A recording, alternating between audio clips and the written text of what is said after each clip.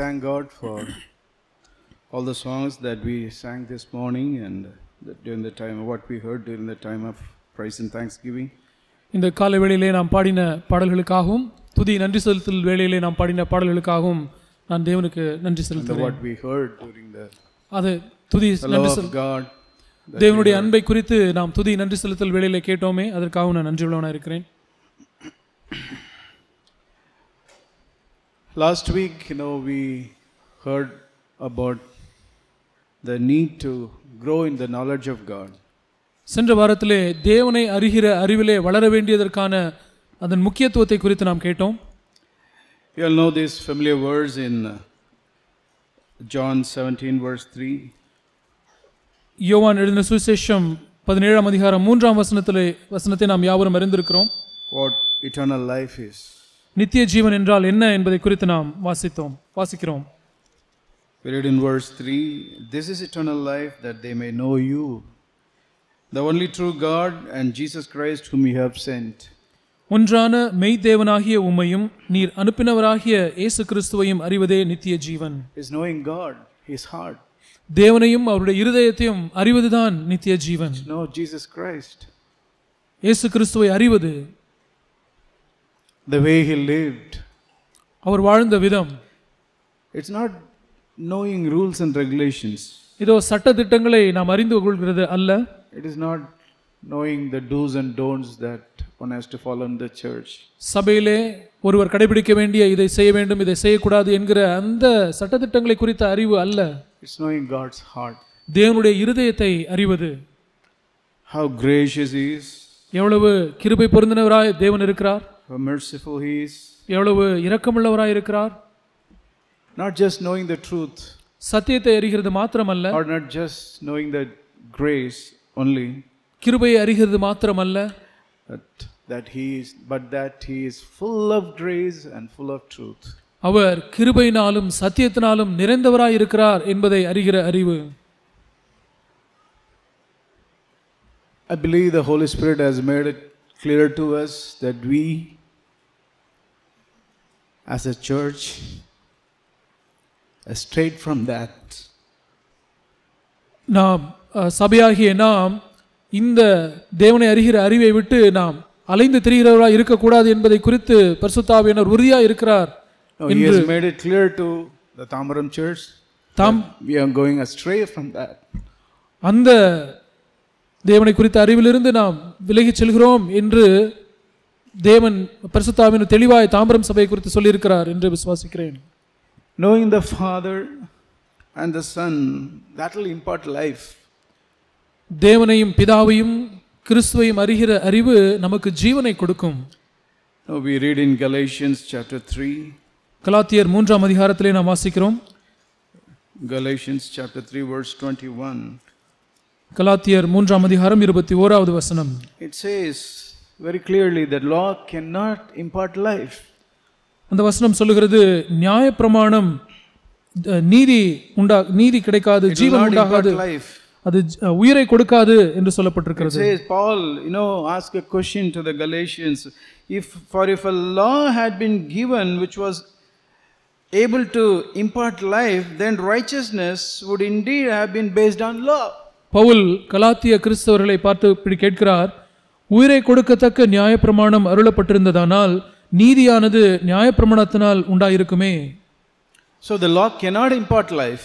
ஆகவே நியாயப்பிரமாணமானது உயிரை கொடுக்க முடியாது, ஜீவனை கொடுக்க முடியாது.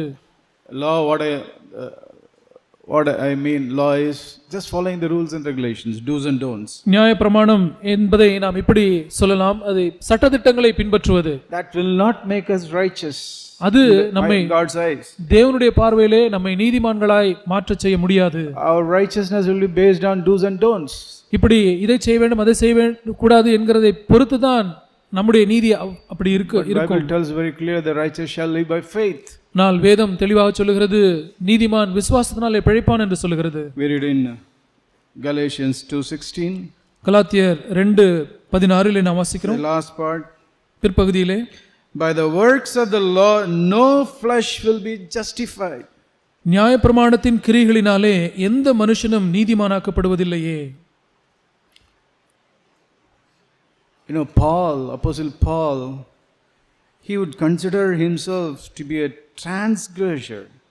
அப்போஸ்தலனாகிய பவுல் தன்னை ஒரு மீறுதல்காரனாய் தன்னை அவர் கருதினார். When he wanted to, if he would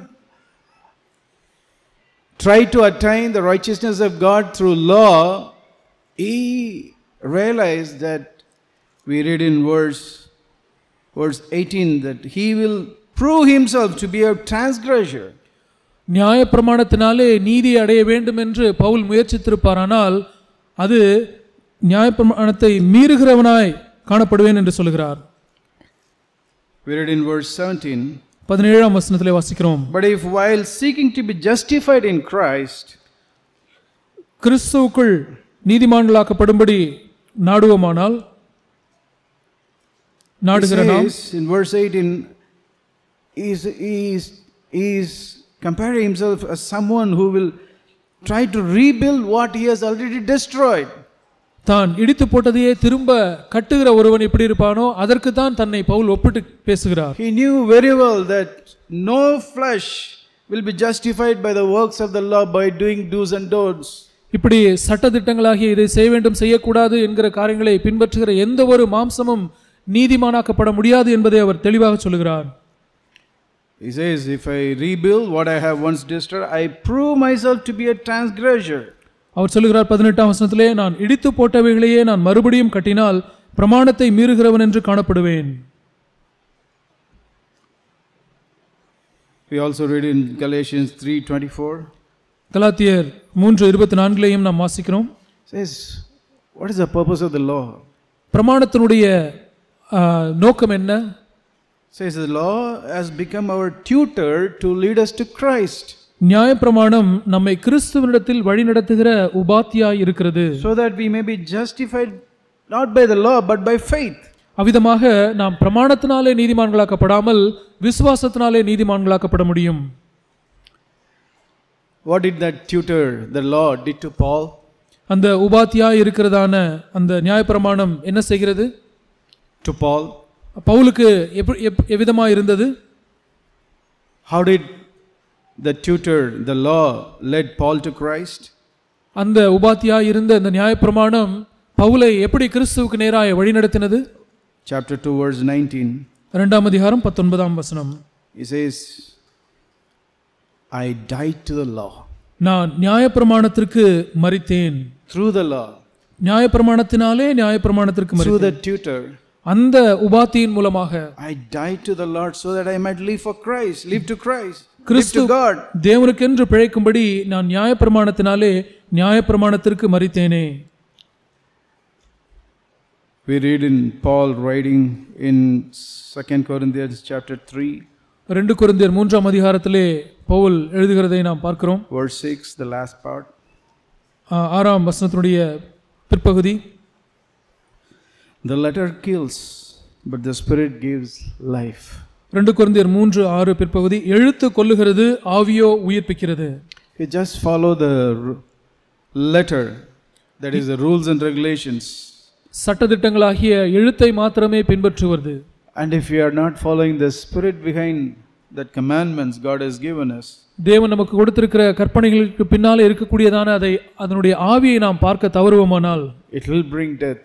அது நமக்கு மரணத்தை உண்டு பண்ணும். That's what the scripture says very clearly. அதைத்தான் வேத வாக்கியம் மிக தெளிவாக சொல்கிறது. I am afraid, even without realizing us, this is happening among us. நம்மத்திலே நாம் அறியாமலேயே இப்படிப்பட்ட காரியம் நம்மத்தில் நடக்கிறது என்று நான் பயப்படுகிறேன். The letter killing us. எழுத்து நம்மை கொல்லுகிற காரியம் நம்மிடத்திலே நடைபெறுகிறது. I take the responsibility for such death happening in Tambaram church. Tambaram சபையிலே அப்படிப்பட்ட மரணம் உண்டாவதற்கு நான் காரணமாக இருந்திருக்கிறேன் என்ற பொறுப்பை நான் எடுத்துக்கொள்கிறேன். I want to repent before the Lord. ஆண்டவருக்கு முன்பாக நான் மனம் திரும்ப விரும்புகிறேன்.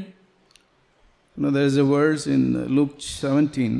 லூக்கா 17ஆம் அதிகாரத்திலே ஒரு வார்த்தை இருக்கிறது. What the Lord said. ஆண்டவர் சொன்ன ஒரு வார்த்தை 17, the last verse, the last part of the last verse. கடைசி வசனத்தினுடைய கடைசி பகுதி. Where the body is, there also the vultures will be gathered. பிணம் எங்கேயோ அங்கே கழுகுகள் வந்து கூடும் என்றார். Where there is a death, where there is a dead body, எங்கெல்லாம் பிணம் இருக்கிறதோ, மரணம் நிகழ்ந்திருக்கிறதோ, in the forest, காடுகளிலே, when an animal kills a deer or something else, some other animal, இதோ ஒரு மிருகம் இன்னொரு மிருகத்தை, ஒரு மானையோ அல்லது மற்றொரு மிருகத்தையோ கொல்லுமானால், after some time you can see the vultures flying around above that dead body. கொஞ்ச நேரத்துக்குள்ளேயே அங்கே அந்த பிணம், அந்த மிருகம் செத்து கிடக்கிற அந்த இடத்திற்கு மேலாக கழுகுகள் வட்டமிட்டு கொண்டிருப்பதை பார்க்க முடியும். Some other animals, intelligent animals like lions, they will realize, okay, something is dead there. That is why the vultures are, flying above. சிங்கம் போன்ற புத்திசாலியான சில மிருகங்கள் அதை பார்த்து, கழுகுகள் ஏன் அங்கே வட்டமடித்து கொண்டிருக்கிறது, அங்கே ஏதோ ஒரு மிருகம் மரித்திருக்க வேண்டும் என்று அது கண்டுகொள்ளும். I thank God for the apostles God has given in our churches. நம்முடைய சபைகளுக்கு தேவன் கொடுத்திருக்கிற அப்போஸ்தலர்களுக்காக நான் தேவனுக்கு நன்றி உள்ளவனாக இருக்கிறேன். They sensed it. அவர்கள் அதை உணர்ந்து விட்டிருக்கிறார்கள். They sensed the vultures flying above us. நமக்கு மேலாக கழுகுகள் வட்டமிட்டு கொண்டிருப்பதை நமக்கு தேவன் கொடுத்திருக்கிறதான அப்போஸ்தலர்கள் பார்த்து விட்டார்கள். And they have protected us. God has protected through those apostles. தேவன் அந்த அப்போஸ்தலர்கள் மூலமாக நம்மை பாதுகாத்திருக்கிறார். I thank God for such apostles. அப்படிப்பட்ட அப்போஸ்தலர்களுக்காக நான் தேவனுக்கு நன்றி செலுத்துகிறேன். Letter kills. எழுத்து கொல்லுகிறது. Spirit gives life. ஆவியோ ஜீவனை கொடுக்கிறது. You can see very clearly in the literature, in the scripture. Literally you can see it in the scripture. வேத வாக்கியங்களிலே நாம் அதை எழுத்து மூலமாக எழுதி இருக்கிறதையே நாம் பார்க்க முடியும். The Lord, God gave the law to Moses. தேவனாகிய கர்த்தர் நியாயப்பிரமாணத்தை மோசேக்கு கொடுத்தார் என்று நாம் அறிந்திருக்கிறோம். And when Moses was in the mountain with God, receiving those laws, அந்த பிரமாணங்களை தேவனிடத்திலிருந்து பெறும்படிக்கு மோசே மலையில் சென்றிருந்த பொழுது, we know those people, they made a golden calf for themselves and started worshipping it, and we read that in Exodus chapter 32. யாத்ராகமம் 32ஆம் அதிகாரத்திலே நாம் வாசிக்கிறோம், மோசே மலைக்கு சென்றிருந்த பொழுது அந்த ஜனங்கள் எல்லாம் தங்களுக்கென்று பொன்குட்டியை உருவாக்கி அதை வணங்கி கொண்டிருந்தார்கள்.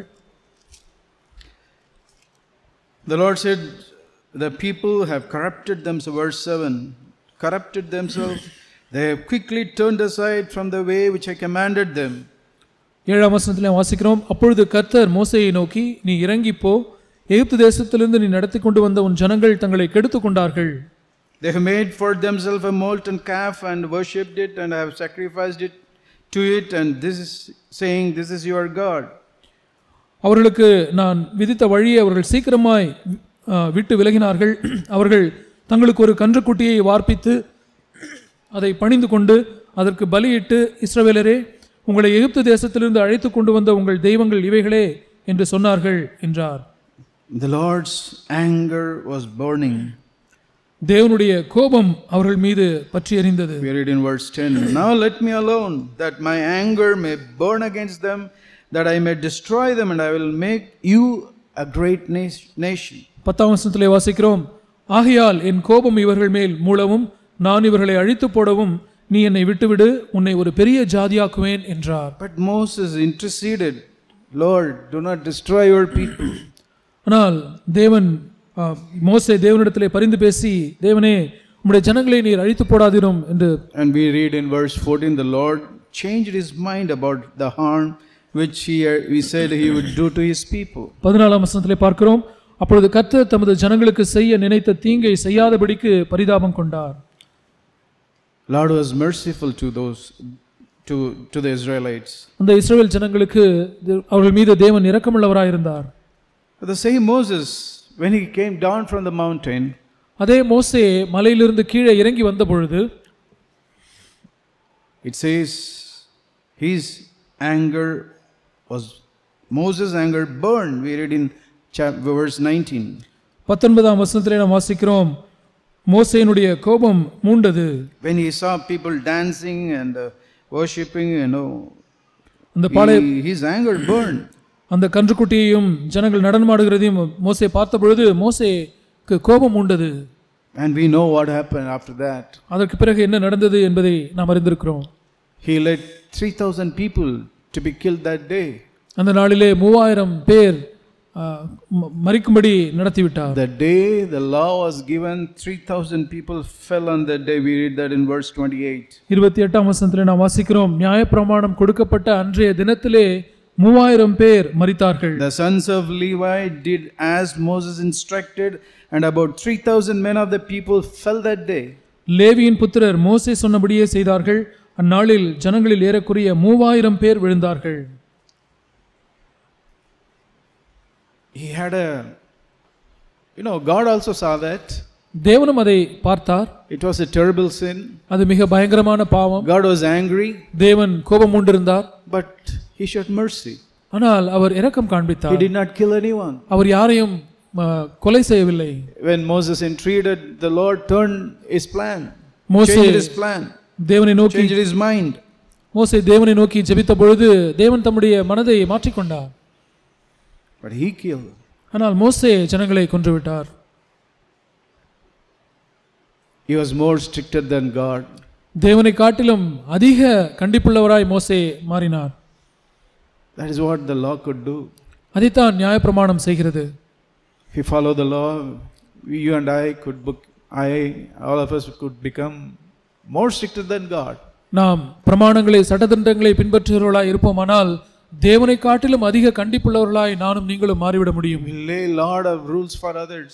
மற்றவர்களுக்கு என்று எத்தனையோ பிரமாணங்களை நாம் வைக்கிறவர்களாய் நாம் மாறிவிடுவோம். That is not going to bring life into the church. That will bring only death, and that is what started happening among us. அது ஒருபோதும் ஜீவனை கொண்டு வராது, மரணத்தை தான் கொண்டு வரும். அதுதான் சபைக்கு நடந்திருக்கிறது. And we have to repent. I have to repent. We all have to repent. அதை குறித்து நான் மனம் திரும்ப வேண்டும், நாம் எல்லோருமே மனம் திரும்ப வேண்டும்.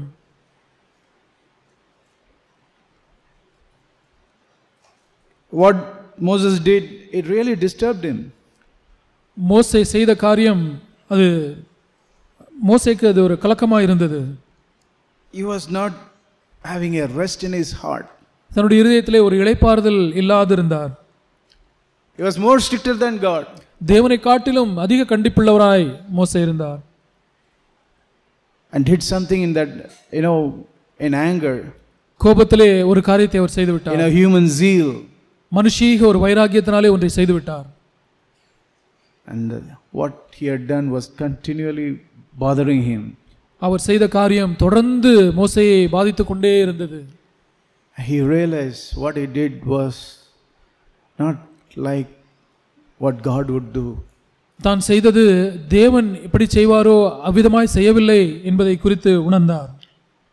When Phinehas, out of zeal for the Lord, did kill that Midianite, kill that Israelite who committed adultery, harlotry, the Lord commended him. Phinehas ஒரு தேவ வைராக்கியமாய் அங்கே தேவ வைராக்கியம் கொண்டு விபச்சாரம் செய்த அந்த வேசித்தனம் செய்த அந்த இஸ்ரவேலனை ஈட்டியால் குத்தி போட்டது பொழுது தேவன் அதை பார்த்து மெச்சிக்கொண்டார். But God never commended Moses for what he did. ஆனால் மோசே செய்த காரியத்தை குறித்து தேவன் ஒருபோதும் மெச்சிக்கொள்ளவில்லை. God never commanded him that he should do like that. அவ்விதமாக செய்ய வேண்டும் என்று தேவன் ஒருபோதும் மோசேக்கு கட்டளையிடவில்லை. And even after that, Lord did not appreciate him. அதற்கு பிறகும் நீ செய்தது நல்ல காரியம் என்று அப்படியெல்லாம் தேவன் மோசேயிடம் சொல்லவில்லை. There is no doubt Moses was a chosen man. மோசே தெரிந்து கொள்ளப்பட்ட ஒரு மனுஷன் என்பதிலே எந்த சந்தேகமும் இல்லை. He was a very humble person. The Lord himself wrote about him in Numbers 12. எண்ணாகமம் 12ஆம் அதிகாரத்திலே தேவன் தாமே மோசே குறித்து எழுதியிருக்கிறார். இப்படிப்பட்ட ஒரு சாந்தகுள்ள மனுஷன் வேறு யாரும் இல்லை என்று சொல்லி இருக்கிறார். தாழ்மையுள்ள மனுஷன், very humble in God's eyes. தேவனுடைய பார்வையிலே மிகவும் தாழ்மையான மனுஷன் மோசே. Yet God did not commend what Moses did on that day when he killed 3,000 people. அப்படி இருந்த போதிலும் மோசே அந்த நாளிலே 3000 பேரை கொன்றதை குறித்து நீ நல்ல காரியம் செய்தாய் என்று தேவன் அதை குறித்து மெச்சிக்கொள்ளவில்லை. It doesn't mean God condoned the sin of the people.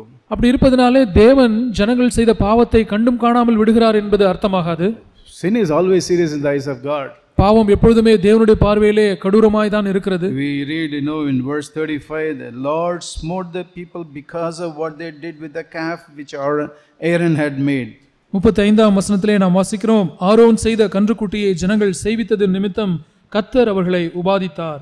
God did not openly approve what Moses did. ஆனால் மோசே செய்த காரியத்தை வெளிப்படையாக தேவன் அங்கீகரிக்கவில்லை. And Moses knew that probably. ஒருவேளை மோசே அதை குறித்து உணர்ந்திருப்பாராயிருக்கும். He might have realized, I was with God for 40 days and nights. அவர் இப்படி உணர்ந்திருப்பார், நான் தேவனோடு 40 நாள் இரவு பகல் நான் தேவனோடு நான் தனித்திருந்தேன். But still something is missing in me. ஆனாலும் என்னிடத்திலே ஏதோ ஒன்று குறைவுபடுகிறதே. Still I have not known his ways, his heart. இன்னும் நான் தேவனுடைய இருதயத்தையும் அவருடைய வழிகளையும் நான் இன்னும் அறியாதிருக்கிறேனே. The way I should have known him, I have not known him. நான் அறிய வேண்டிய பிரகாரமாய் அவரை இன்னும் நான் அறியவில்லையே.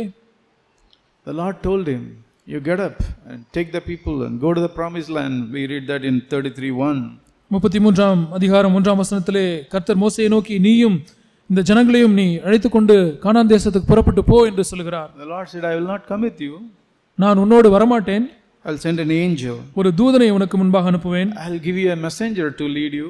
உன்னை வழிநடத்துகிற ஒரு தூதனை நான் அனுப்புவேன். And Moses was not happy at all. அதை குறித்து மோசே சந்தோஷமாகவே இல்லை. And Moses, I think at that point he came to a place of his own need. அந்த சமயத்திலே மோசே தனக்கு ஒரு தேவை இருக்கிறது என்பதை குறித்த உணர்வு பெற்றார் என்று நான் விசுவாசிக்கிறேன். He realized that he is not like God. தான் தேவனைப் போல இல்லை என்பதை மோசே உணர்ந்து கொண்டார். He acknowledged it openly. அதை வெளிப்படையாகவே ஒத்துக்கொண்டார். We read that in verse 13. 13ஆம் வசனத்திலே நாம் அதை வாசிக்கிறோம். He was praying. He realized his need and he was praying to God. தன்னுடைய சொந்த தேவையை உணர்ந்தவனாய் தேவனிடத்திலே அவர் ஜெபிக்கிறார். Lord, I pray to you. ஆண்டவரே, நான் உம்மிடத்திலே நான் ஜெபிக்கிறேன். If I have found favor in your sight, உம்முடைய கண்களில் இப்பொழுது எனக்கு கிருபை கிடைத்ததானால், I want to know your ways. Let me know your ways. நான் உம்முடைய வழிகளை நான் அறிய விரும்புகிறேன். That I may know you, Lord. உம்மை நான் அறிய வேண்டும் ஆண்டவரே. He realized that need in his heart. தன்னுடைய இதயத்திலே அந்த தேவை இருப்பதை மோசே உணர்ந்தார். He realized that failure. தன்னுடைய தோல்வியை மோசே உணர்ந்து கொண்டார். Lord, I have not known you the way I should have known you. ஆண்டவரே, உம்மை அறிய வேண்டிய பிரகாரம் நான் உம்மை அறியவில்லை. He was not having a rest. தன்னுடைய இதயத்திலே அவருக்கு ஒரு இளைப்பாறுதல் இல்லை. But when he acknowledged, ஆனால் அதை ஒத்துக்கொண்ட பொழுது, I do not know your ways. I want to know your ways. I want to know you, Lord. உம்முடைய வழிகளை நான் அறியவில்லை ஆண்டவரே, உம்முடைய வழிகளை அறிய விரும்புகிறேன், உம்மை அறிய விரும்புகிறேன் என்று அவர் ஒத்துக்கொண்ட பொழுது, It's only then the Lord promised him a rest and his presence. அப்பொழுது மாத்திரமே தேவன் அவருக்கு ஒரு இளைப்பாறுதலை கொடுத்து தம்முடைய சமூகம் வரும் என்று சொன்னார். He said, my presence, Lord said, my presence will go with you, verse 14, and I will give you rest. 14ஆம் வசனத்திலே வாசிக்கிறோம், அதற்கு அவர், என் சமூகம் உனக்கு முன்பாக செல்லும், நான் உனக்கு இளைப்பாறுதல் தருவேன் என்றார். And he was not satisfied with that. அதிலும் மோசே திருப்தி அடையவில்லை. He was not satisfied with the rest அந்த God has given in his heart. தன்னுடைய இருதயத்திலே தேவன் கொடுத்த அந்த இளைப்பாறுதலிலேயே அவர் திருப்தி அடைந்து விடவில்லை. Lord, that's not enough. அது போதாது. I want to see your glory. ஆண்டவரே, உம்முடைய மகிமையை நான் பார்க்க விரும்புகிறேன். That's what he prayed in verse 18. அதைத்தான் அவர் 18ஆம் வசனத்திலே ஜெபிக்கிறார். A man who brought the law, who killed people, who became restless, now he understood what was his need and he was praying, Lord, show me your glory. ஜனங்களை அழைத்து கொண்டு வந்து பிரமாணத்தை கொடுத்து அது நிமித்தமாய் 3000 பேரை கொன்ற அந்த மனுஷன் தன்னுடைய தேவையை உணர்ந்தவனாய் ஆண்டவரிடத்திலே உம்முடைய மகிமையை எனக்கு காண்பித்தருளும் என்று கேட்கிறவராய் மாறினார். And the Lord answered him. தேவன் அவருடைய ஜெபத்திற்கு பதில் கொடுத்தார். He said in verse 19, 19ஆம் வசனத்திலே அவர் சொல்கிறார், I will make all my goodness pass before you. என்னுடைய தயை எல்லாம் நான் உனக்கு முன்பாக கடந்து போக பண்ணுவேன். The Lord did not say, I will make all my holiness pass before you. என்னுடைய பரிசுத்தம் எல்லாம் உனக்கு முன்பாக கடந்து போக சொல்லுவேன் என்று ஆண்டவர் சொல்லவில்லை. He said, my goodness. என்னுடைய தயை. How gracious I am.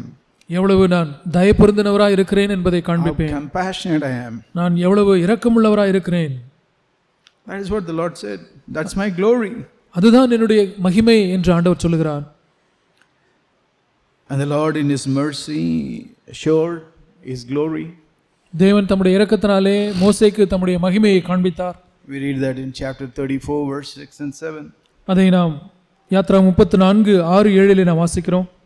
The Lord God, compassionate and gracious, slow to anger, and abounding in loving kindness and truth, who keeps loving kindness for thousands, forgives iniquity, transgressions and sin, yet he will by no means leave the guilty unpunished, visiting the iniquity of the fathers on children and on grandchildren to the third and fourth generation. கர்த்தர் அவனுக்கு முன்பாக கடந்து போகிற போது அவர் கர்த்தர் இரக்கமும் கிருபையும் நீடிய சாந்தமும் மகா தயையும் சத்தியமும் உள்ள தேவன், 1000 தலைமுறைகளுக்கு இரக்கத்தை காக்கிறவர், அக்கிரமத்தையும் மீறுதலையும் பாவத்தையும் மன்னிக்கிறவர், குற்றவாளியை குற்றமற்றவனாக விடாமல் பிதாக்கள் செய்த அக்கிரமத்தை பிள்ளைகளிடத்திலும் பிள்ளைகளுடைய பிள்ளைகளிடத்திலும் 3ஆம் 4ஆம் தலைமுறை மட்டும் விசாரிக்கிறவர் என்று கூறினார். You see how the Lord, showed his full grace and full truth. இங்கே பாருங்கள், தேவன் எப்படி தம்முடைய மகிமை முழுவதையும் இரக்கம் கிருபை முழுவதையும் சத்தியம் முழுவதையும் காண்பிக்கிறார் என்று பாருங்கள். He is compassionate and gracious. I am compassionate and gracious. தேவன் நான் இரக்கமும் தயையும் உள்ள தேவன். I am slow to anger. நான் கோபிக்கிறதற்கு நான் தாமதப்படுகிற தேவன். Abounding in loving kindness. மகா தயையும் உள்ளவர். And truth. மகா தயையும் சத்தியமும் உள்ள தேவன். Keeps loving kindness for thousands. அந்த தயையை அந்த இரக்கத்தை 1000 தலைமுறைகளுக்கு அவர் கொடுக்கிறவராய் இருக்கிறார். I forgive iniquity. மீறுதலை நான் மன்னிக்கிறவர். I forgive sin and transgression. பாவத்தையும் அக்கிரமத்தையும் மீறுதலையும் மன்னிக்கிறவர். At the same time I will not leave the guilty unpunished. அதே சமயத்திலே குற்றவாளியை நான் குற்றமற்றவனாக விட மாட்டேன். And when he saw that, we read in verse 8, he made haste to bow low toward the earth and worship. அதை பார்த்த பொழுது நாம் 8ஆம் வசனத்திலே மோசே செய்கிறதை பார்க்கிறோம். மோசே தீவிரமாய் தரைமட்டும் குனிந்து பணிந்து கொண்டார். This is where I know I need to come. இந்த இடத்திற்கு தான் நான் வர வேண்டும் என்று நான் என்னை குறித்து அறிந்திருக்கிறேன். This is a place, brothers and sisters, we all need to come. சகோதர சகோதரிகளே, இந்த இடத்திற்கு தான் நாம் எல்லாருமே வந்து விட வேண்டும். And especially those of us who have some responsibility in the church, we all need to come to this place. குறிப்பாக சபையிலே ஒரு சில பொறுப்புகளை உடையவர்கள் எல்லாருமே இந்த இடத்திற்கு நாம் வர வேண்டும். And the sad thing is, துக்கமான காரியம் என்னவென்றால், we preached it but we missed it. நாம் இதை பிரசங்கித்திருக்கிறோம், ஆனாலும் அதை தவறவிட்டு விட்டோம். We did not pursue it. அதை நாம் தொடரவில்லை. We did not seek like Moses sought with a passion to know his heart, to know his ways, to know God.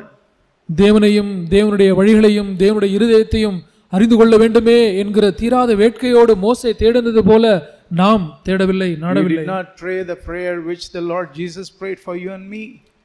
எனக்காகவும் இயேசு கிறிஸ்து ஜெபம் பண்ணினாரே, அந்த ஜெபத்தை ஜெபிக்கவில்லை. We did not pursue it with a passion.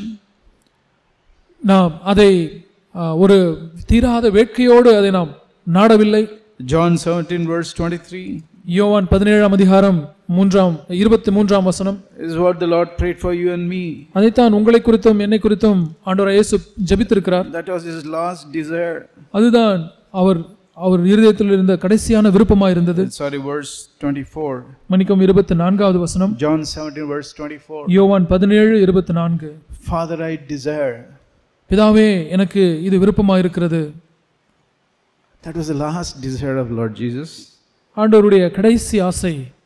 He says, they also whom you have given me be with me where I am, so that they may see my glory நீர் எனக்கு தந்த என்னுடைய மகிமையை நீர் எனக்கு தந்தவர்கள் காணும்படியாக நான் எங்கே இருக்கிறேனோ அங்கே அவர்களும் என்னுடனே கூட இருக்க விரும்புகிறேன். I believe we have slowly drifted away from that. அதிலிருந்து நாம் கொஞ்சம் கொஞ்சமாக வழிவிலகி போய்விட்டோம் என்று நான் Instead நினைக்கிறேன். of seeking the Lord to see His glory and to partake in that glory, we started making rules and regulations and started bringing death. தேவனையும் தேவனுடைய மகிமையும் பார்க்கிறதற்கு அதை நாடுவதற்கு பதிலாக சட்டதிட்டங்களை உருவாக்கி கொஞ்சம் கொஞ்சமாக மரணத்தை நாம் வருவித்து விட்டோம். Slowly we have drifted. கொஞ்சம் கொஞ்சமாக நாம் அப்படியே வழிவிலகி போய்விட்டோம். And slowly we started rebuilding what Apostle Paul has completely destroyed centuries ago. நூற்றாண்டுகளுக்கு முன்னதாக அப்போஸ்தலனாகிய பவுல் எதை இடித்து போட்டாரோ அதை நாம் கொஞ்சம் கொஞ்சமாக கட்ட ஆரம்பித்து விட்டிருக்கிறோம். And as Paul said, if we start rebuilding that, what has been destroyed, we will prove ourselves to be a church of transgressors. As we read in Galatians 2:18. கலாத்தியர் 2:18 நாம் வாசிக்கிறது போல அவர் சொல்லுகிறது போல நான் இடித்து போட்டவைகளையே நான் மறுபடியும் கட்டுவேனானால் அப்படி நாம் கட்டுகிறவர்களாய் நாம் சபையாய் இருப்போமானால் நாம் மீறுகிறவர்களாய் இருப்போம். And not only that, Paul went on to say in Galatians chapter 2 verse 20-21. கலாத்தியர் 2:20-21 பவுல் சொல்லுகிறதை பார்க்கிறோம். He says, if I do that, if I rebuild that, I will nullify the grace of God. நான் திரும்பவுமாக கட்டுவேனானால் நான் தேவனுடைய கிருபையை விருதாவாக்குகிறவனாய் இருப்பேன். Unfortunately, we elders have brought in so many rules and regulations in the church. துரதிருஷ்டவசமாக மூப்பர்களாகிய நாங்கள் சபையிலே எத்தனையோ சட்டதிட்டங்களை கொண்டு வந்து விட்டிருக்கிறோம். It has brought fear. அது பயத்தை உண்டு பண்ணி இருக்கிறது. An unhealthy fear. ஒரு ஆரோக்கியமற்ற ஒரு பயத்தை சபையில் அது ஏற்படுத்தி இருக்கிறது. Fear of man trying to please man. மனுஷனை பிரியப்படுத்த வேண்டும் என்கிற அந்த வாஞ்சையோடு மனுஷனுக்கு பயப்படுகிற பயம் வந்து விட்டிருக்கிறது. Again bringing people to bondage. திரும்பவுமாக ஜனங்களை அடிமைத்தனத்துக்குள்ளாக கொண்டு வருகிற நிலைமை. And it is true that it is prevalent among us. நம்மத்திலே அது பரவலாக காணப்படுகிறது என்பது அது உண்மைதான். Instead of showing and manifesting the glory of our Lord Jesus Christ, நம்முடைய ஆண்டவராகிய இயேசு கிறிஸ்துவினுடைய மகிமையை காண்பிக்கிறதற்கு பதிலாக petty rules were framed. சின்ன சின்ன சட்டதிட்டங்களை உருவாக்கப்பட்டிருக்கிறது. And it has made us to come to a place where importance is given to external things. அது நம்ம எந்த இடத்திற்கு கொண்டு வந்திருக்கிறது என்றால் நாம் வெளிப்பிரகாரமான காரியங்களுக்கு முக்கியத்துவம் கொடுக்கிறவர்களாய் நம்மை அது மாற்றி இருக்கிறது. Forgetting all about the importance of inner life before God. தேவனுக்கு முன்பாக ஒரு உள்ளான ஜீவியத்தை அதை மறந்து விடுகிற நிலைமை வந்திருக்கிறது. It has made us to come to a place of pleasing men rather than pleasing God. தேவனை பிரியப்படுத்துவதற்கு பதிலாக மனுஷனை பிரியப்படுத்துகிற அந்த நிலைமைக்கு நம்மை கொண்டு வந்திருக்கிறது. Pleasing Jesus Christ who died for us. நமக்காக மரித்த இயேசு கிறிஸ்துவை பிரியப்படுத்துவதற்கு பதிலாக We read in Galatians chapter 5 verse 1. கலாத்தியர் 5:1 நாம் வாசிக்கிறோம். It was for freedom that Christ set us free.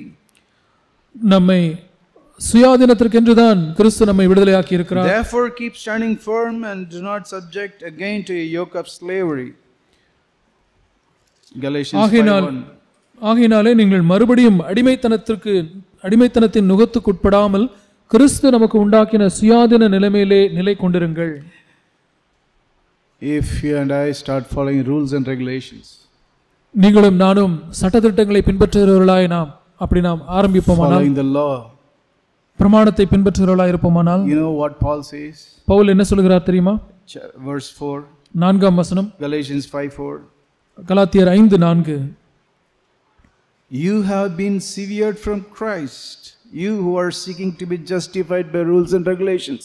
நியாயப்பிரமாணத்தினால் நீதிமான்களாக விரும்புகிற நீங்கள் யாவரும் கிறிஸ்துவை விட்டு பிரிந்து கிருபை நின்று விழுந்தீர்கள். You have fallen from grace. கிருபை நின்று விழுந்தீர்கள். Oh, may it never happen to us again. இது நமக்கு இனி ஒருபோதும் நடக்காதிருப்பதாக. This is exactly what happened to the Pharisees. இதுதான் பரிசேயர்களுக்கு நடந்த அதே காரியம். They were severed from Christ. அவர்கள் கிறிஸ்துவை விட்டு பிரிக்கப்பட்டார்கள். Christ was in front of them, living among them, but they were completely cut off from him. கிறிஸ்து அவர்கள் மத்தியிலே இருந்தார், அவர்களோடு வாழ்ந்தார். ஆனால் அவர்கள் கிறிஸ்துவை விட்டு முற்றிலுமாக பிரிக்கப்பட்டிருந்தார்கள். And finally they become hypocrites. கடைசியிலே அவர்கள் மாய்மாலக்காரர்களாய் மாறினார்கள். We will also be exactly the same someday if we keep on going this way. இந்த வழியிலே நாம் தொடர்ந்து போய் கொண்டிருப்போமானால் ஏதோ ஒரு நாளிலே நாமும் அவிதமாகத்தான் நாம் முடிவடைவோம். Hypocrisy will come into the church. சபைக்குள்ளாக மாய்மாலம் வந்துவிடும். Because we will try to keep a high standard நாம் சபையிலே ஒரு உயர்ந்த தரத்தை which பின்பற்ற no one can keep. யாருமே பின்பற்ற முடியாத ஒரு தரத்தை நாம் சொல்லுகிறபடினாலே We'll also become like the Pharisee hypocrites. நாமும் அந்த மாய்மாலக்காரர்களாகிய பரிசேயர்களைப் போல முடிவடைந்து விடுவோம். And we'll become more stricter than God. தேவனை காட்டிலும் அதிக கண்டிப்புள்ளவர்களாய் நாம் மாறிவிடுவோம். Like Moses did. மோசே செய்ததைப் போல We will be judging, we'll start judging people based on external things. ஜனங்களை அவர்கள் செய்கிற வெளிப்பிரகாரமான காரியங்களை குறித்து நாம் அதை வைத்து நாம் அவர்களை நியாயந்திருக்கிறவர்களாய் மாறிவிடுவோம். Judging based on the dress they wear. அவர்கள் அணிகிற அந்த ஆடையை வைத்து அவர்களை நியாயந்திருப்பது. They look down on those who do makeup. தங்கள் ஒப்பனை செய்து கொள்கிற அவர்களை பார்த்து தாழ்வாக பார்க்கிறது. Or those who wear jewelry. அல்லது நகை ஆபரணங்களை அணிந்து கொள்கிறவர்களை தாழ்வாக பார்ப்பது. Yeah, we can have our own convictions for ourselves. இப்படிப்பட்ட காரியங்களை குறித்து நமக்கென்று நாமவே சில விசுவாசத்தை சில உறுதிப்பாட்டை நாம் வைத்துக் கொள்ள முடியும். But we cannot force it upon others. ஆனால் இதை மற்றவர்கள் மீது நாம் திணிக்க கூடாது. Or judge others based on our own conviction. நம்முடைய சொந்த விசுவாசத்தை வைத்து அவர்களை நாம் நியாயந்திருக்க கூடாது. We cannot go to the extreme of dictating the length of the dress. இவ்வளவு நீளம் உனக்கு ஆடையினுடைய ஒரு இருக்க வேண்டும் என்று சொல்லி நாம் அப்படி நாம் சொல்லுகிறவர்களாக நாம் இருக்கக்கூடாது. We don't compromise on modesty. கண்ணியத்தை நாம் சமரசம் செய்து கொள்வதில்லை. But we can't go to the extreme. ஆனால் நாம் ஒரு கோடிக்கு நாம் சென்று விடக்கூடாது. Again Paul says in same chapter verse 17. அதே அதிகாரத்திலே 5:13 5:13 பவுல் சொல்லுகிறார், he says you are called to freedom. நாம் சுயாதீனத்திற்கென்று அழைக்கப்பட்டவர்கள்.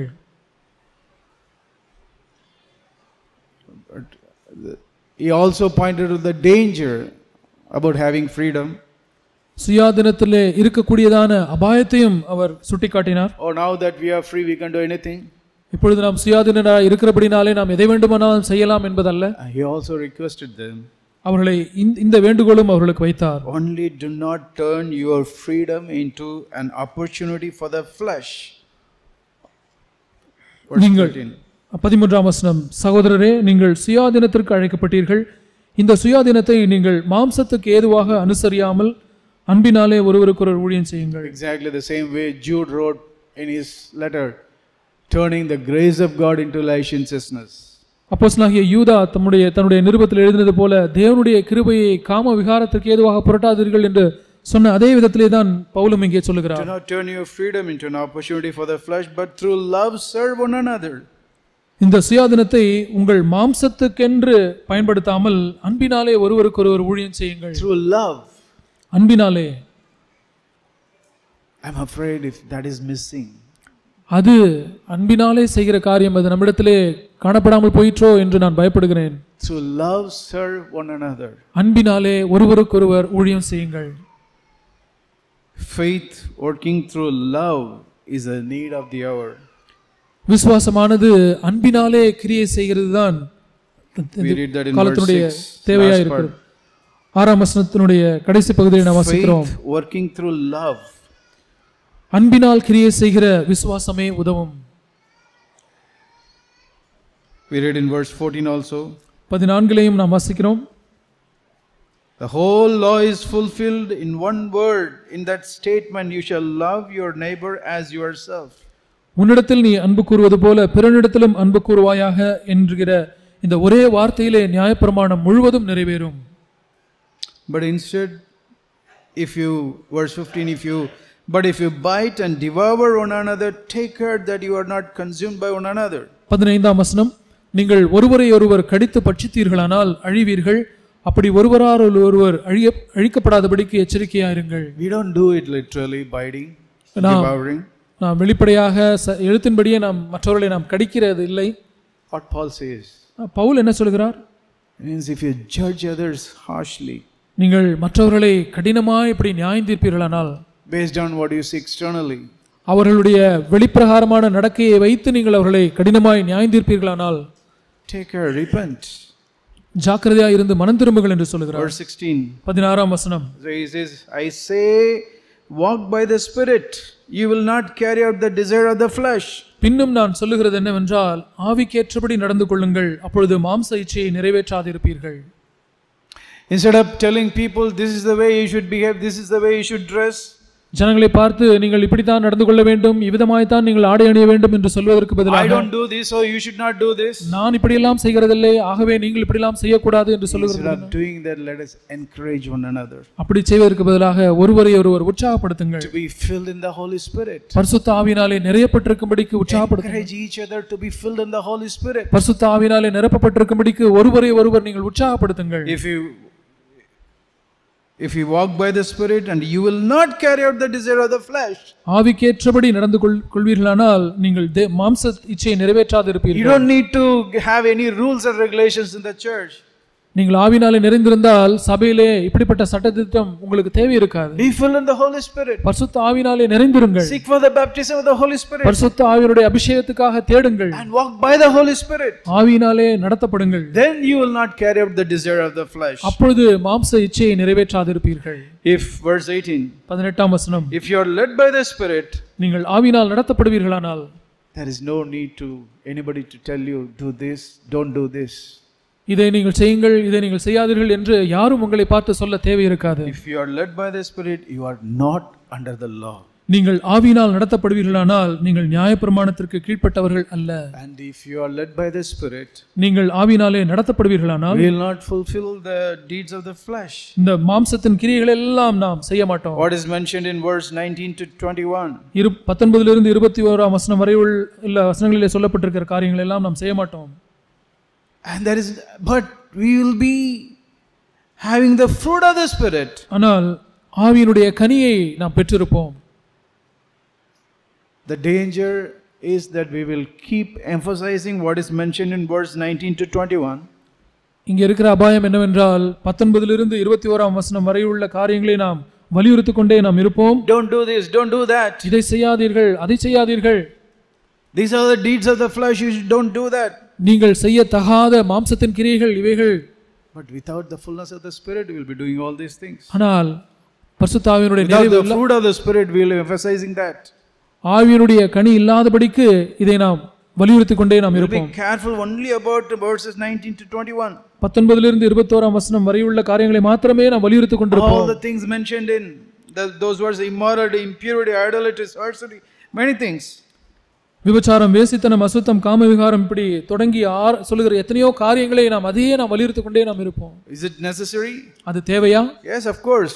நிச்சயமாக அது தேவை. Because those who practice such things will not inherit the kingdom of God. ஏனென்றால் இப்படிப்பட்டவைகளை செய்கிறவர்கள் தேவனுடைய ராஜ்யத்தை சுதந்தரிப்பது இல்லை. But if we emphasize on the fruit of the Spirit, ஆனால் ஆவியின் கனியை நாம் வலியுறுத்துகிறவர்களாய் if இருப்போம். we encourage one another that we all be filled in the Holy Spirit, நாம் எல்லாரும் பரிசுத்த ஆவியினால் நிறையப்பட்டிருக்க வேண்டும் என்று ஒருவரை ஒருவர் உற்சாகப்படுத்துகிறவர்களாய் and if இருப்போம். our focus is on the fruit of the Spirit, நம்முடைய கவனம் எல்லாம் ஆவியின் கனியின் மீது இருக்குமானால், love, joy, peace, patience, kindness, goodness, faithfulness, gentleness, self-control, all these things, அன்பு, சந்தோஷம், சமாதானம், நீடிய பொறுமை, தயவு, நற்குணம், விசுவாசம், சாந்தம், இச்சையடக்கம், இவைகளிலே நாம் கவனம் செலுத்துகிறவர்களாய் இருப்போமானால், if you are led by the Spirit like that, அவ்விதமாக நாம் ஆவியினாலே நடத்தப்படுவோமானால், we don't need to tell others. மற்றவர்களை பார்த்து இப்படியெல்லாம் நாம் சொல்ல தேவையில்லை. We don't need to frame rules for others. மற்றவர்களுக்கு சட்டதிட்டங்களை உருவாக்க நமக்கு தேவையில்லை. But if you only emphasize verses 19 to 21, ஆனால் 19 இருந்து 21ஆம் வசனம் வரை உள்ள காரியங்களை மாத்திரமே நாம் வலியுறுத்துவோமானால், we will become a bunch of Pharisees. நாம் ஒரு பரிசேய குழுவாய் நாம் மாறிவிடுவோம். We will not be a Christian fellowship church. நாம் கிறிஸ்தவ ஐக்கிய சபையாய் இருக்க மாட்டோம். We will be a Christian Pharisee church. கிறிஸ்தவ பரிசேய சபையாய் நாம் மாறிவிடுவோம். We saw in Exodus 32, how 3,000 people were killed on the யாத்ராகமம் day law was given. நியாயப்பிரமாணம் கொடுத்த நாள் அன்று எப்படி 3000 பேர் மரித்தார்கள் என்று யாத்ராகமம் 32 நாம் பார்த்தோம். Do you know what happened on the day of Pentecost when the Spirit was given? ஆவியானவர் அருளப்பட்ட பெந்தெகோஸ்தே நாளன்று என்ன நடந்தது தெரியுமா? You know how many people were saved that day? அந்த நாளிலே எத்தனை பேர் ரட்சிக்கப்பட்டார்கள் தெரியுமா? Exactly 3,000 people saved on that day. அந்த நாளிலே அதே எண்ணிக்கையான அந்த 3000 பேர் ரட்சிக்கப்பட்டார்கள். Letter kills. எழுத்து கொல்லுகிறது. Letter killed 3,000 people that day. அந்த நாளிலே எழுத்து 3000 பேரை கொன்றது. And the Spirit brought to life 3,000 people on the day of Pentecost. பெந்தெகோஸ்தே நாளன்று ஆவியானவர் 3000 பேருக்கு ஜீவனையும் ரட்சிப்பையும் கொண்டு வந்தார். Christ died for this purpose. கிறிஸ்து இந்த நோக்கத்திற்காக தான் மரித்தார். Galatians chapter 4. கலாத்தியர் 4ஆம் அதிகாரம்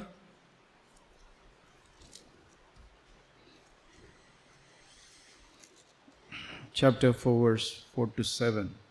4 7 வரை உள்ள வசனங்கள். But when the fullness of time came, God sent forth His Son, born of a woman, born under the law, so that He might redeem those who were under the law, that we might receive the adoption as sons. Because you are sons, God has sent forth the Spirit of His Son into our hearts, crying, Abba, Father. Therefore you are no longer a slave, but a son, and if a son, then a heir through God. நாம் புத்திர சுவிகாரத்தை அடையும்படி நியாயப்பிரமாணத்திற்கு கீழ்ப்பட்டவர்களை மீட்டுக் கொள்ளத்தக்கதாக காலம் நிறைவேறின போது ஸ்திரீனிடத்தில் பிறந்தவரும் நியாயப்பிரமாணத்திற்கு கீழானவருமான தம்முடைய குமாரனை தேவன் அனுப்பினார். மேலும் நீங்கள் புத்திரராயிருக்கிறபடினால் அப்பா பிதாவே என்று கூப்பிடத்தக்கதாக தேவன் தமது குமாரனுடைய ஆவியை உங்கள் இருதயங்களில் அனுப்பினார். ஆகையால் இனி நீ அடிமையாயிராமல் புத்திரனாயிருக்கிறாய். நீ புத்திரனே ஆனால் கிறிஸ்து மூலமாய் தேவனுடைய சுதந்திரனுமாய் இருக்கிறாய். Christ died for this purpose. இந்த நோக்கத்திற்காக தான் கிறிஸ்து மரித்தார். So that